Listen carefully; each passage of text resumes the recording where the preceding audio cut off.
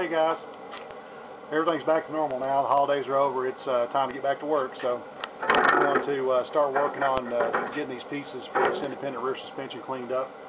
These things are pretty grody, as you can see.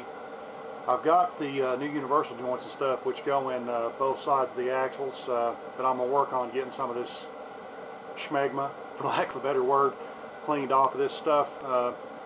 I'm probably going to use the wire wheel on the grinder and clean most of it off, and then once I get all of that taken off, I'm going to take some degreaser and clean some of this excess oil and stuff off of the universal joints themselves and get those cleaned out so I can get the clips out, and hopefully I get that kind of done this evening so tomorrow I can take them outside and put them on my shop press and get these things pressed out of here and get the new ones put in.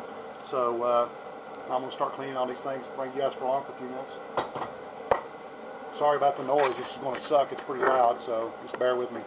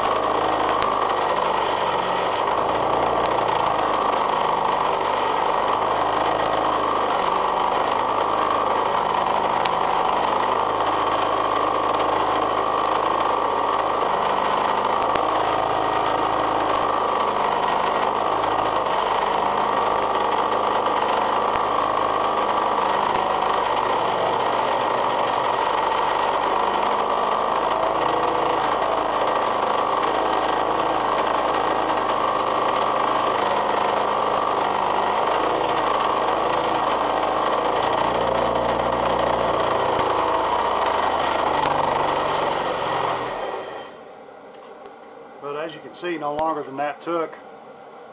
It basically cleans these down almost to, looks like new metal. But I'm going to turn the camera off and keep going on this. And once I get them cleaned up and before they look halfway decent, I'll bring you guys back. So stand by.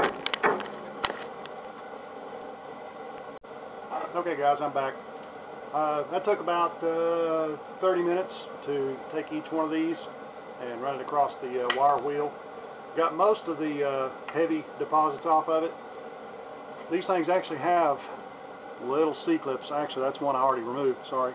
Holding these universal joints in just like a lot of the other cars do. You couldn't even see where those things were at to start with because they were buried underneath the grease and everything.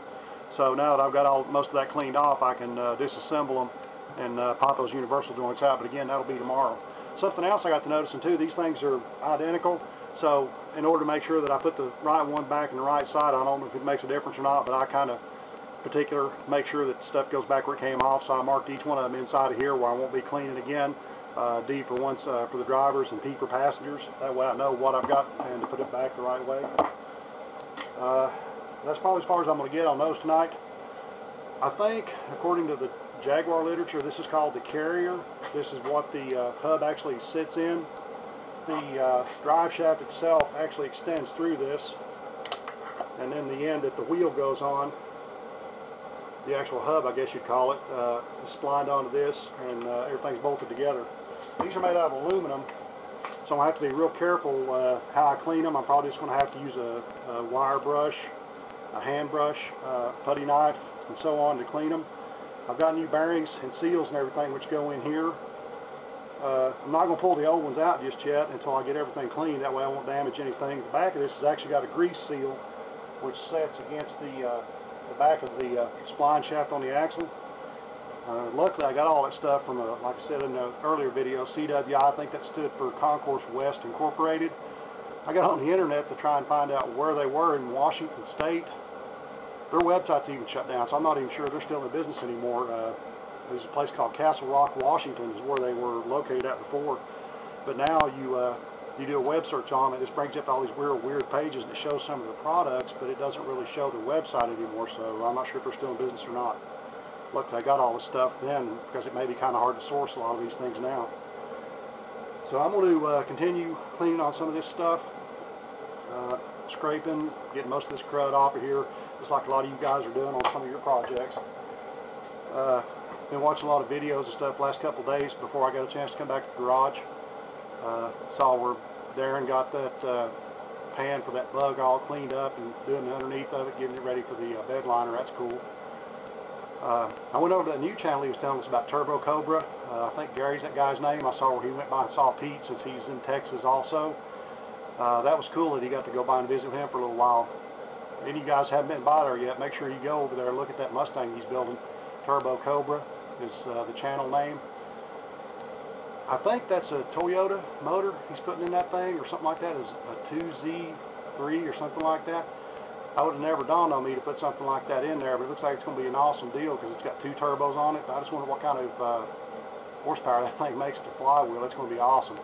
I had to do a lot of modifications, I noticed. I went through and watched most of his videos the last couple of afternoons after I got home from work, just kind of catch up on what all he has done to that car. It's amazing. They did the 4-link rear suspension on it. Had to modify the motor mounts a couple of times to get them to clear the rack and pinion. They did a aftermarket front suspension for that thing with the aftermarket control arms, coilover setup. So now it looks like they got everything pretty well nailed down, and they're down to the body and paint stage. Even did some upholstery on the seats, put some Fiero seats in there, so I thought that was pretty cool. But any of you guys that haven't been over there yet, you need to go check him out, because I'll tell you what, this guy knows what he's doing. Him and his son, Matt, I think.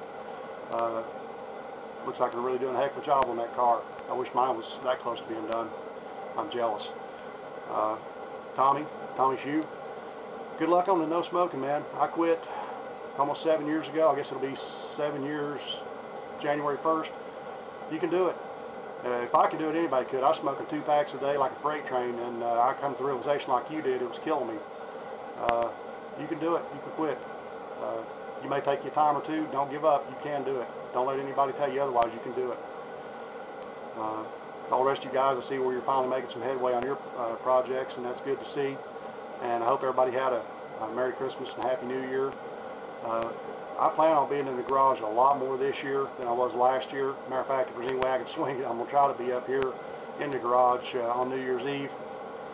Old wives' tale. My mom used to tell me it's whatever you were doing whenever the new year came in would be what you were doing the whole year long.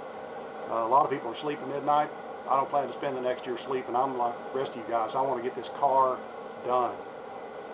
I saw where Tom's Wonderful World has got his Jeep in there and is starting the EV project. That's awesome. I can't wait to see how that comes along. Tom, if there's anything I can do, I don't have a lot of special skills, but if you need somebody to turn wrenches, weld, I mean anything, any resources that I can bring to bear on your project, please let me know.